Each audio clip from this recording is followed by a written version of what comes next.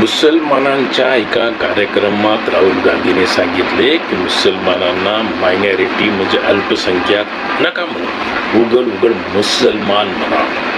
मुसलमानांवर अन्याय, मुसलमानांवर अमकं, मुसलमानांवर तमकं असं त्याला म्हणायचं होतं. तो मी मुस्लिम काँग्रेसला मुस्लिम लीगच म्हणत असतो आणि ती मुस्लिम लीगच आहे.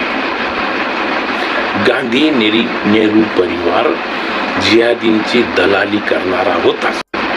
राहुल गांधी तर शहरी नक्षली आहे. नक्षलींना जिहादींचा कट्टर पुळका आहे, ते कट्टर हिंदू द्वेष्टी असतात. तसा राहुल गांधी आहेच. तर त्याला अक्कल नाही आहे की आपण एकट्या मुसलमानांच्या मताने आपण जिंकू शकत नाही, ही त्याला समजच नाही आहे.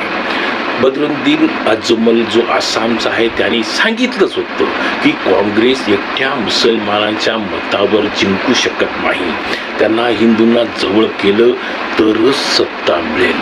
पण या बालिश पोरकट उठवळ माणसाला तेवढी समज नाही, तेवढी अक्कल नाही, त्याची ती लायकीच नाही आहे. आता ज्या पश्चिम बंगालमध्ये जहांगीर खानच्या मतदारसंघाचे पुनर्मतदान झालं तर तेथे काँग्रेस 4थ्या क्रमांकावर आहे. तो मुस्लिम बहुल इलाका आहे.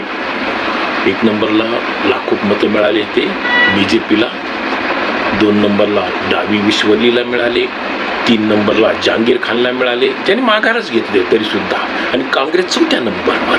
पण तरी या बालिश पोरकट उठवळ माणसाला वाटतं की आपण मुसलमानांच्या मतावर सत्ताही मिळवू आणि पंतप्रधानही होऊ.